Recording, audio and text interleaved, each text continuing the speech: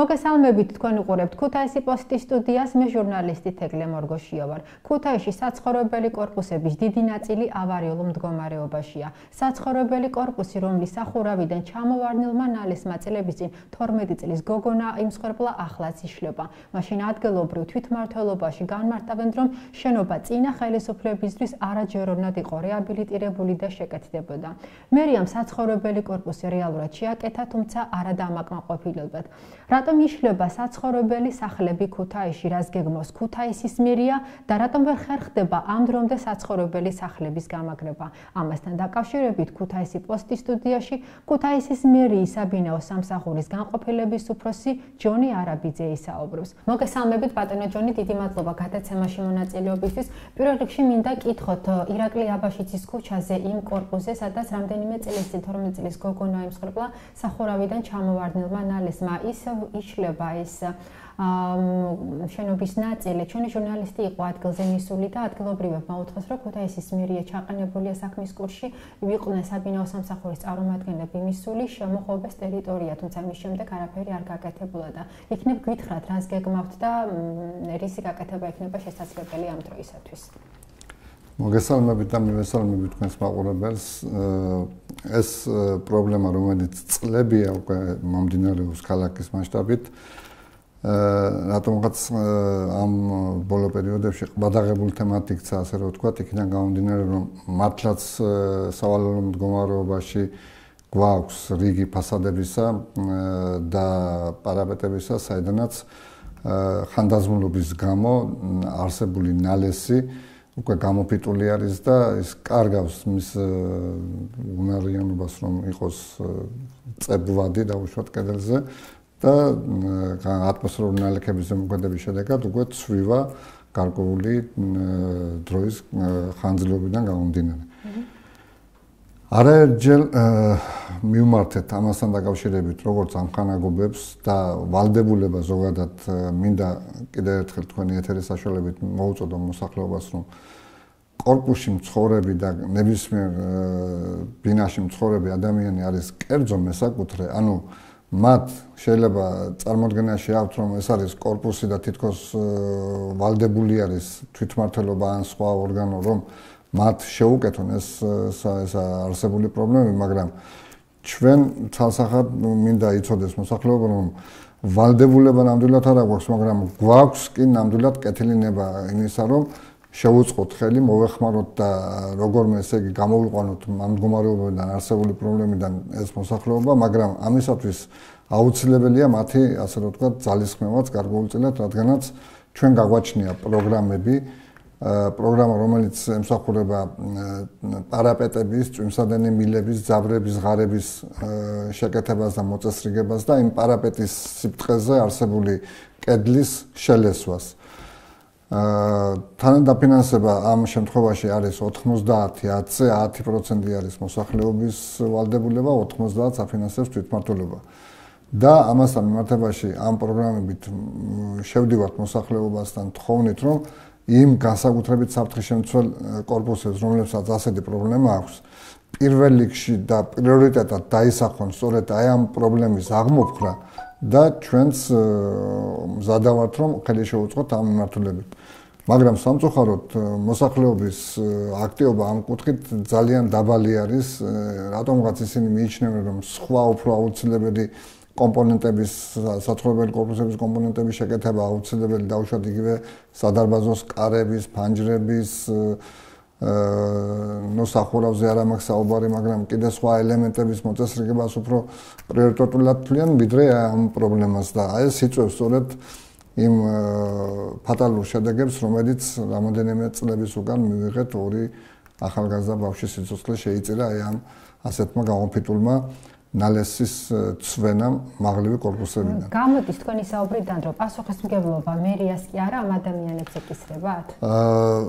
ზოგადად პასუხისმგებელი კანონი ბინათ მესაკუთრე და ამხანაგობის შესახებ სწორედ რომ აკისრებს პასუხისმგებლობას ამხანაგობას, იმიტომ რომ ამხანაგობა პირდაპირ ავალია, ესე იგი კანონით, რომ თვითონ უზრუნველყოს თავისი უწესრიგო მდგომარეობის აღმოფხვრა და ზოგადად ამხანაგობა მიტომ არის შექმნილი, რომ მათ უნდა გააერთიანონ ეს ყველაფერი ფინანსური ძალები და მიმართონ იმ აუცილებელი ქმედებებისაკენ, რომელიც მათ პირველ რიგში უდგათ საფრთხის შემცველად.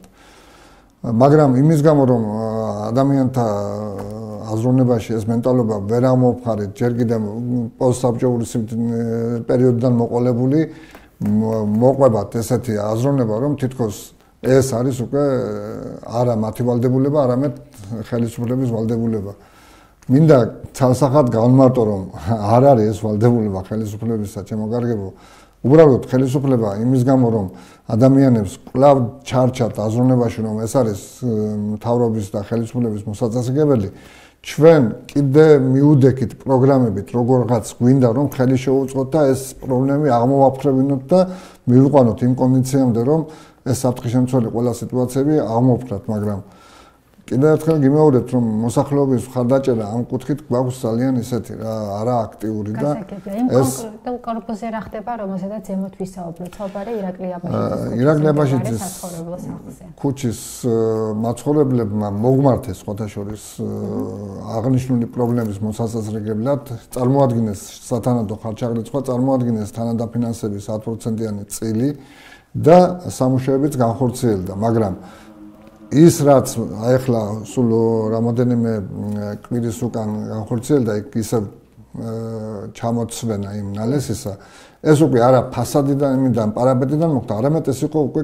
კედლის ფასადი. კედლის ფასადი ჩვენ ვეღარ ვწუდებით და იმდენად შრომატევადია და იმდენად დიდ თანხებთან არის დაკავშირებული ფასადების მონაწილეობა, რომ ამას თვითმმართველობის ბიუჯეტი ვერანაირად ვერ მიუდგება, რომ ყველა იმ საფრთხის შემცველ კორპუსს როგორმე, ესე იგი, ეს მდგომარეობა გამოუსწოროს. მაგრამ მოსახლეობას ვეხმარებით დაუშვათ იგივე ამწე მექანიზმებით, იგივე რაღაც დამხმარე ძალებით იმისათვის, რომ ეს საფრთხის შემცველი სიტუაციები როგორმე მოხსნან. და თუ კი ეს ასეთი კორპუსები დაუშვათ ფასადზე გამავალი არის, აქვს თვითმმართველობას აღებული ახლა კურსი იმისაკენ, რომ მაგისტრალურ ქუჩებზე გამავალი ფასადები მოაწესრიგოს და ამ ფარგლებში შეიძლება ეს ყველაფერი აღმოიფხვრას, მაგრამ ახლა ეზოს შიგნიდან დაუშვათ და შიგამხრიდან აი ამ უწესრიგოების აღმოფხვრა ცოტა რთული და ესეთი ძალიან დიდ თანხებთან დაკავშირებული თემა, რომელსაც ბიუჯეტი ვერანაირად ვერ გაწუდება. თუმცა მაღალბიუჯეტიანი არის პროგრამა კორპუსი, რომლის ფარგლებშიც უნდა მოხდეს საცხოვრებელი კორპუსების გამაგრება პირველ რიგში, გალამაზება, მოწესრიგება, ეს ფასადი იქნება, პარაპეტი, სახურავი თუ სხვადასხვა მნიშვნელოვანი პროექტები. ასეთ შემთხვევაში როგორ აპირებ, მით უმეტეს ბოდიში დავასრულებ, ჩვენი ინფორმაციით ქალაქში არის 150-ზე მეტი საცხოვრებელი სახლი, რომელიც არის ავარიულ მდგომარეობაში. ეს იმას ნიშნავს, რომ შეიძლება 120-ზე მეტი საცხოვრებელი კორპუსიდან ჩამოვარდეს ნატეხი, აგური და მოხდეს უფეთური შემთხვევა. პასუხისმგებლობას იღებთ თქვენ თუ როგორ არის? თუ ამცირებთ ამათ რაოდენობას? ჩვენ ყველა შეტყობინებას აბსოლუტურად რეაგირებთ მყისიერად, გავდივართ ადგილზე, გავყავს გარკვეული სამაშველო ჯგუფები, მექანიზმიც თუ არის ესეთი მაღლივი, რომ მიუდგომელი არის ადამიანებისათვის, მექანიზმებითაც ვეხმარებით მოსახლეობას და იმ საფრთხის შემცველ სიტუაციებს უხსნით, ოღონდ ამაზე შეტყობინება თუ არ მივიღეთ, ჩვენთვის ახლა რთულია, რომ 130 საცხოვრებელ კორპუსს, ესე იგი, თუმცა ხომ იცით ეს 130 საცხოვრებელი კორპუსი რომელია სად არა მდგომარეობაშია. ამის აღრიცხვასაც სხვა ხორციელებს აღრიცხვა გვაქვს, კი გვაქვს. განაცვალოს ჩემი თავი ალბათონო თეკლა, მაგრამ მარტო აღრიცხვა ვერ მიიყვანს საქმეს ბოლომდე, იმიტომ რომ აღრიცხვას უკან ჭირდება ფინანსური გამაგრება და რესურსები, რომელიც იმდენად დიდ თანხებთან არის ეს დაკავშირებული, რომ აი ამის ერთი ხელის აღებით მოწესრიგება ძალიან რთული არის. თუმცა არის მზაობა იმისათვის, რომ მომავალი წლის ბიუჯეტში როგორმე გამოაჩინოთ მუხლი და განსაკუთრებით საფრთხის შემცველი, რომელი კორპუსებიც აქვს ქალაქში და ესეთი განსაკუთრებით არის გამარჯვების მუნიციპალიტეტში, არის ავტოქარხნის მაგისტრალურ ქუჩებზე გამავალი საცხოვრებელი კორპუსები და ძირითადად მაინც აი ასეთ ადგილებში, სადაც აგურის შენობებით აგებული შენობებია, იმიტომ რომ იქ სადაც პანელოვანი ბინებია, აქ ის საფრთხე არ აქვს, იმიტომ რომ პანელიდან არ ცვია ნალესი. ნალესი ცვია მხოლოდ აგურებისა და დაუშვათ ბლოკიდან აგებული საცხოვრებელი კორპუსებიდან. და ესეთები ძირითადად ამ ორ მუნიციპალიტეტში არის. თუმცა არის სხვაგანაც კიდე კახიანაურშიც, მაგრამ ძირითადი ეს საფრთხეები მაინც გვაქვს განსაკუთრებით გამარჯვების მუნიციპალიტეტში არსებულ კორპუსებში, სადაც ბეტონით აგურით ნაგები საცხოვრებელი სახლები გვაქვს და ვაპირებთ მომავალი წლიდან რომ როგორმე ესე იგი შევქმნათ და გავაჩინოთ ბიუჯეტში ესე იგი ახალი პროგრამა, რომელიც დაკავშირებული იქნება აი ამ საფრთხე-შემცველი გარემოების მოხსნასთან და შესაბამისად მოწესრიგებისა, მაგრამ ამას ვერ უზრუნველყოფთ ერთი წლის ბიუჯეტით, ვერც ორით და ვერც სამით, იმიტომ რომ იმდენად დიდია და იმდენად შრომატევადია და იმდენ ფინანსურ რესურსებთანაა დაკავშირებული, მაშინ ყველა სხვა ის ასე რომ ვთქვათ ბიუჯეტში განსაზღვრული პარამეტრები უნდა გადავდოთ გვერდზე და მივადგეთ და ვაკეთოთ ეს პრობლემები, თუმცა მესმის რომ ეს რთული და ისეთი პრობლემა არის, რომელიც ადამიანების საფრთხეს განაპირობებს, მაგრამ კიდევ ერთხელ მინდა რომ თვითონ მათაც უნდა გაითავისონ ეს პრობლემა, თვითონ კორპუსის მსხვილებმა, თვითონ ამხანაგობებმაც, რომ რაღაცნაირად ხელი შეგვიწყონ და ჩვენც ვაცხადებ მზაობას იმისაკენ, რომ შემხედრი ნაბიჯები გადავდგათ და მოვეხმაროთ აი ამ პრობლემის მოხსნაში. დიახ, თქვენ ახსენეთ, რომ თქვენი მხრიდან მზაობა არის, უბრალოდ პრობლემა არის მოქალაქეების მომართვიანობაში და ასევე ფინანსებში. გასაგებია მოქალაქეების მომართვიანობის დაბალი მაჩვენებელი, მაგრამ ფინანსები პროგრამა კორპუს ვახსენებ ისევ 2 მილიონი არის თუ არ ვცდები მიმდინარე წელს მისი ბიუჯეტი. 2 მილიონი ქალაქის ქუთაისისთვის არც ისე ცოტა თანხაა. რისთვის იხარჯება და რას ხმარდება ძირითადად ეს? თუ არა ისეთ პრობლემას, როგორიცაა თქვათ სახურავიდან ნალესის ჩამოვარდნა, პარაპეტის ჩამოშლა და ასე შემდეგ. მოგახსენებთ ამ 2 მილიონის პარგნებში ჩვენი ძირითადი პრიორიტეტი ამ შემთხვევაში როგორც დაუშვათ პარაპეტები არის, ასევე არის სახურავები, იმიტომ რომ სახურავი ის თემა არის, რომლისგანაც წარმოიშობა ხოლმე ეს ყველა ეს უწესრიგობა. თუ სახურავი არ აქვს მოწესრიგებული კორპუსი, მერე იწყება უკვე პარაპეტებიდან ცვენა, იგივე ნალესის, იგივე ამიტომ რა თქმა უნდა, სახურავები გვაქვს პრიორიტეტად და სახურავების მიმართულებით იხარჯება გარკვეული თანხა 200,000 ლარი გვაქვს მიმდინარე წელს მხოლოდ და მხოლოდ იმისათვის, რომ შეგვეძინა გადასახური მასალა და გადაგვეცა ამხანაგობებისათვის. ეს მხოლოდ გადასახური მასალის გადაცემა. გარდა ამისა, სოციალურად დაუცველ ოჯახებს, კერძო სახლებში მცხოვრებ ოჯახებს სახურავს მთლიანად უხურავთ კაპიტალურად, თავისი ხის მასალით, თავისი გადასახური მასალით და ასე შემდეგ. თვით იქამდეც კი რომ ძველ სახლებს, რომლებსაც არ აქვს სეისმური სარტყელები, იმ სარტყელებსაც უკეთებთ და ესე იგი ვაბარებთ აბსოლუტურად კეთილმოწყობილ სახურავს აი ამ მოსახლეობას. ამ მიმართულებითაც დაახლოებით 250,000 ლარი არის მიმდინარე წლის ბიუჯეტში გათვალისწინებული. გვაქვს ეზოების კეთილმოწყობის პროგრამა, რომელსაც დაახლოებით მიმდინარე წლის ბიუჯეტში 500,000-ზე მეტი ლარი არის გათვალისწინებული, იმიტომ რომ ეს გვაქვს ესეთი ეზოები, თუმცა ეს უკვე მილევად რეჟიმშია მართალია, მაგრამ სანამ არ დავასრულებთ ამას, მანამ ვერ გამოანთავისუფლებთ თანხებს აი ამ სამუშაოებისგან. ასევე გვაქვს სადარბაზოების კეთილმოწყობის პროგრამა, რომელიც ითვალისწინებს სადარბაზოების დაცულობისა და დაუშვათ მასში არსებული თბო ენერგო ეფექტურობის შენარჩუნებას. ანუ სადარბაზოს კარებისა და ფანჯრების მოწყობა. გვაქვს ლიფტების კეთილმოწყობის პროგრამა, გვაქვს ესეც მილევადი უნდა იყოს, იმიტომ რომ წლებია ხორციელდება. დიახ, მილევადია ლიფტების პროგრამაც, თუმცა ეს ისეთი პროგრამა არის, რომელიც რაღაც ციკლის შემდგომ, გარკვეული პერიოდის შემდგომ ლიფტი ისეთი საფრთხის განსაკუთრებული საფრთხის შემცველი მექანიზმი არის, რომელიც კვლავ ითხოვს დაუშვათ რაღაც გარკვეული 5-6 წლის შემდგომ ისევ გადახედვას იმისათვის, რომ ხომ არ არის გამოსული რაიმე ისეთი მექანიზმი წყობილდა, რომელიც სამთხის შემცველი იქნება დაუშვათ ლიფტის გამართული მუშაობისათვის და ამიტომ ლიფტის მილევად რეჟიმში, ასე რომ ვთქვათ, გათვალისწინება მაინდა-მაინც ხო არ იქნება, იმიტომ რომ იმდენი თანხა არ დასჭირდება, რაც რა თქმა უნდა. გარდა ამისა, გვაქვს პროგრამა, რომელსაც წელს შემოვიტანეთ ეს საპილოტად სადაფებში არსებული წყლის ამოტუმის პროგრამა არის. თუმცა ეს მახსოვს წლების წინაც იყო. იყო, მაგრამ 2007-8 წლის შემდგომ ეს პროგრამა დასრულდა, გაჩერდა და ეხლა წელს გავაახლეთ. ანუ 10-11 წლის შემდგომ კვლავ დადგა დღის წესრიგში, იმიტომ რომ ძალიან ბევრი საცხოვრებელი კორპუსებია, რომლებიც იტბორება მათი სარდაფები ხან გრუნტის წყლებით, ხან კიდე შიგა საკანალიზაციო და წყლის გაუმართავი სისტემების გამო და აქედან გამომდინარე უკვე საფრთხის-შემცველი გარემოებები იქნება თვითონ სახლის კორპუსის მედეგობასთან დაკავშირებით. მოგეხსენებათ, არ შეიძლება დიდხანს წყალში დგომა საძირკვლებისა, რომ ირეცხება საძირკველი და უკვე სახლს ესე იგი პრობლემა ექნება მედეგობის თვალსაზრისით.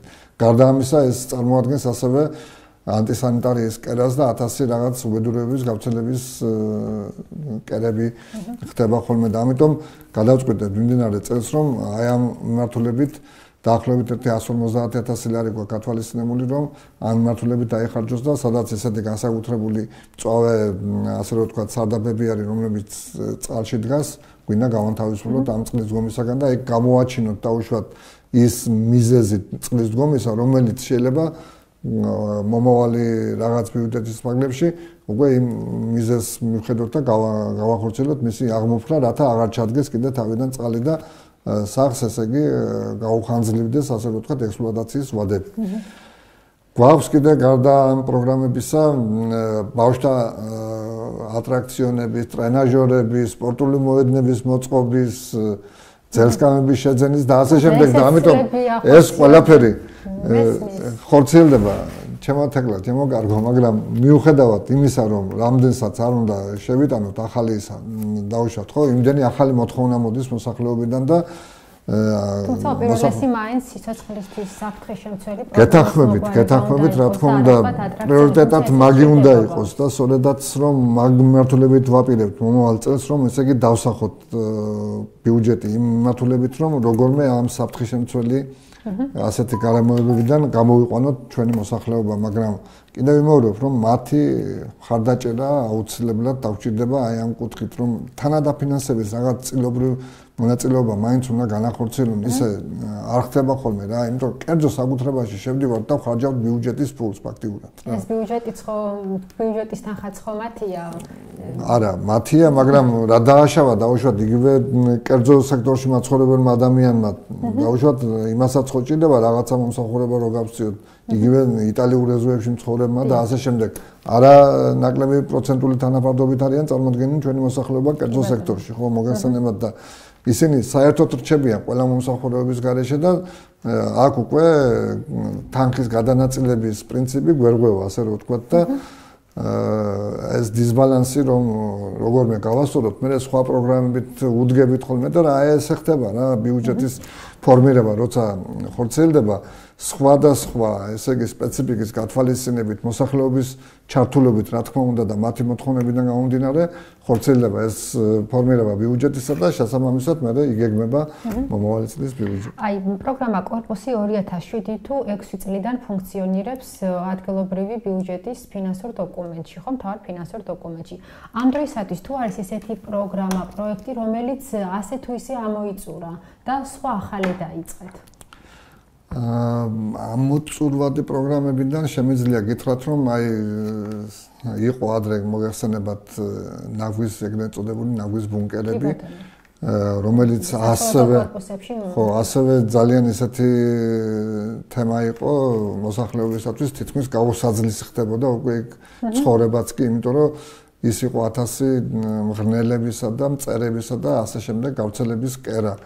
იმიტომ რომ ვერ სუფთავდებოდა სათანადოდ დაუშვათ გაიტანდა დასუფთავების სამსახური ნაგავს, მაგრამ მას ტექნოლოგიურად სჭირდებოდა შემდგომ ხსნარებით დამუშავება, 1000 რაღაც დეზინფექციის საშუალებებით და ასე შემდეგ, რომელსაც ვერ ასრულებდნენ ტექნიკურად ეს სამსახურები და აქედან გამომდინარე დადგა დღის წესრიგში აი ამ ბუნკერების გაუქმების პროგრამა და დღეს შემიძლია გითხრათ, რომ ეს პროგრამა წარმატებითაა დასრულებული და უკვე ეს ყველა ასეთი საცხოვრებელი კორპუსები განთავისუფლებულია ამ ბუნკერებისაგან და იქ უკვე უფრო ჯანსაღი საცხოვრებელი გარემო შეიქმნა მოსახლეობისათვის. ახალი პროგრამა რა დაიწყეთ, ახალი პროექტი უბრალოდ. ვაპირებთ მომავალი წლისათვის, რომ შემოვიტანოთ საპილოტეთ ვაპირებთ ამას და ვნახოთ როგორ განვითარდება მოვლენები ამასთან მიმართებაში. აი საცხოვრებელი კორპუსებს პანელოვანი ბინებზე მაქვს საუბარი. აი ამ პანელოვანი ბინების შეერთების ადგილები შეგიძლიათ წოდებული ჰიდროსაიზოლაციო მასალებით დამუშავების პროგრამა არის. ეს ძალიან აწუხებს ჩვენს მოსახლეობას, განსაკუთრებით იმ მაღლივ კორპუსში მცხოვრებლებს, რომლებსაც დასავლეთის მხრიდან მოოსული ატმოსფერული ნალექები უზიანებთ. აი ამ ნაკერებში ხდება წყლის შეჟონვა და აბსოლუტურად ჭერიდან იატაკამდე მთლიანად ზიანდება და ნესტიანდება კედლები და ეს რა თქმა უნდა მოსახლეობას აწუხებს ეს პროგრამა და ვფიქრობთ რომ მომავალი წლისათვის ისე როგორც დავუშვათ იმ საფრთხის-შემცველი გარემოების მოხსნასთან დაკავშირებით აქაც განვახორციელოთ რაღაც ახალი ნაბიჯები გადავდგათ რომ ამ მიმართულებით გავაჩინოთ ახალი პროგრამა და ესეც მოსახლეობისათვის ესე იგი ახალი სიტყვა იქნება მათი კეთილდღეობასთან მიმართებაში. რა ვიცი, სხვა კიდე ძირითადი ისინი რაც აგვაქვს მუხლები, წახან მოგახსენეთ, განსაკუთრებით მოქალაქეების მომართვიანობა რაზე არის ძირითადად? ძირითადად რომ გითხრათ, მაინც უფრო ეზოებზე, სადარბაზოს კეთილმოწყობაზე, ლიფტები, სადაც ლიფტია ჯერ კიდევ ისეთ მდგომარეობაში რომ ითხოვს შეკეთებას და განსაკუთრებით მოსწონთ ჩვენს მოსახლეობას, განსაკუთრებით კორპუსში მცხოვრებლებს სპორტული მოედნები და ტრენაჟორები და ბავშვთა გასართობი ატრაქციონები. მიმდინარე წლის ბიუჯეტის ფარგლებში 22 ესეთი ახალი სპორტული მოედნის მოწყობას ვაპირებთ. ასევე გვინდა ტრენაჟორებიც, ესე იგი, როგორც შარშან მქონდა დაახლოებით 56 ლოკაციაზე გვაქვს უკვე ეს ტრენაჟორები მოწყობილი ქალაქის მასშტაბით. რაც ძალიან მოთხოვნა. ეს ტრენაჟორებიც არის არასრულყოფილად მოწყობილი, იმიტომ რომ ზოგან არ არის ის, რაც არის, ვთქვათ, რომელიღაც, ანუ სრულყოფილად არ არის. მარტო საქანელაა და ჩამოსასწორებელი. ეს ტრენაჟორი არ არის. ეს არის ბავშვთა გასართობი ატრაქცია. და ტრენაჟორი სხვა თემა ტრენაჟორი. არა, ისიც არ არის სრულყოფილად ყველა. ტრენაჟორები რატო ტიპიური გვაქვს ყველგან პროექტი გაკეთებული და ყველგან ტიპური ტრენაჟორებით აღარ წარმოადგენენ ყველა უბანს. მე მგონი არასწორად თუ ქუჩა სწორად მახსოვს, იქ სრულყოფილად არ არის საბავშვო ატრაქციონი. საბავშვო ატრაქციონი არ არის მოწყობილი, მხოლოდ საქანელა არის სხვა მეტი, ისიც არა სახარბიელო მდგომარეობაში. ეს ჩვენს მიერ მოწყობილი არ იქნება. ეს შეიძლება თვითონ შეიძინეს მოსახლეობამ და მოაწყოს ინდივიდუალურად რაღაც ფრაგმენტი, მაგრამ ჩვენ თუ ვახორციელებთ დავუშვათ ბავშვთა ატრაქციონის მოწყობას, იქ აუცილებლად მთლიან კომპლექტს გამთხოლმე ისე არ ვაკეთებთ. ახლა რაღაც ერთეულ ფრაგმენტულად, რაიმე ესე გასართობს არ ვდგამთ. ვდგამთ კომპლექსში და თან გადავედით უკვე გასული წლიდან, რომ ბავშვების ჩამოსრიალება იყოს უსაფრთხო, უკვე კაუჩუკის საფარიან ზედაპირზე ვაფენთ ხოლმე ამას რა. ეს პროგრამა კორპუსი, რომლის ფარგლებში ხორციელდება სხვადასხვა საცხოვრებელი სახლების მოწესრიგება, გალამაზება, გამაგრება და ასე შემდეგ, ყოველწლიურად არის 2 მილიონამდე მისი ბიუჯეტი, ხომ სწორია? ძირითადად მაინც იხარჯება იმაზე, რაზედაც არის მომართვიანობა, ხომ თქვენი საკუთარი ნებით, რომ ხედავდეთ ინგრევა საცხოვრებელი კორპუსი ვერ შეხედავდა, ვერ შეხვალ და ვერ შეაკეთებთ, ხომ სწორია? ხომ არ ფიქრობთ ამის გადახედვას მომავალი წლისთვის? აი ბიუჯეტის პარამეტრები როცა დგება, იქ ყველა ის მუხლი, რომელიც გათვალისწინებული არის, დავუშვათ პროგრამებით, რასაც ვთავაზობთ მოსახლეობას, იქ უნდა შესაბამისი უზრუნველყოფა იყოს. ამიტომ ნაწინდება ეს თანხა და არ შეგვიძლია მარტო ერთი მიმართულებით დავხარჯოთ, დავუშვათ ეს 2 მილიონი.